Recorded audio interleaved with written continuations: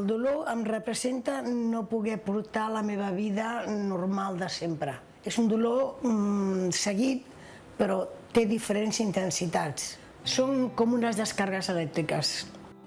La Joana es va sotmetre a una operació.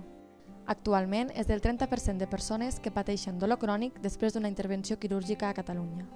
Algunes de les investigacions sobre aquest dolor crònic postoperatori van dirigides a estudiar els efectes negatius per l'organisme que té un fàrmac utilitzat en les operacions com a sedant. Aquest opioide s'anomena remifentanilo i les últimes investigacions han demostrat que, a part de ser un analgèsic, és també causant del dolor crònic postquirúrgic. Al Parc de Recerca Biomèdica de Barcelona hi ha un grup d'investigació dirigit per la doctora Margarita Puig, que estudia la relació entre l'ús del remifentanilo en les operacions i la posterior cronificació del dolor.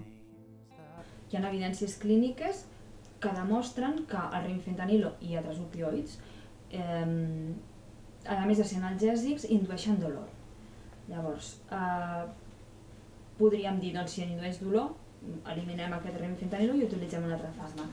Avui en dia, ara per ara, amb les característiques que ens aporta aquest fàrmac, és la millor, diguéssim, la millor opció de què es disposa per aconseguir que el pacient aconsegueixi, assoleixi una situació d'analgèsia i sedació correcta durant el procés quirúrgic.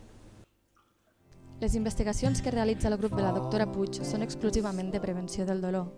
Per això treballen amb rosegadors, amb l'objectiu d'entendre els mecanismes que activen la nostra memòria bioquímica i fan que se segueixi sentint dolor. Però no només això. Un cop el dolor ha desaparegut després d'una primera operació, en una segona intervenció pot reaparèixer. El que hem vist és que els animals que s'han recuperat al cap d'un temps d'aquest dolor, és a dir, que han assolit, han tornat als seus nivells basals inicials, quan es sotmeten, per exemple, a un segon estímul nociceptiu, com seria una segona operació, o un estímul estressant, aquests animals tornen a manifestar dolor. Amb la col·laboració de científics d'altres països, l'equip català està sent pioner en trobar una possible solució per prevenir els efectes negatius del remifentanilo. Vam publicar els resultats d'un treball realitzat en aquest mateix projecte en el que es mostrava l'efecte beneficiós d'administrar un virus modificat genèticament, en aquest cas un herpes virus, al que nosaltres li insertàvem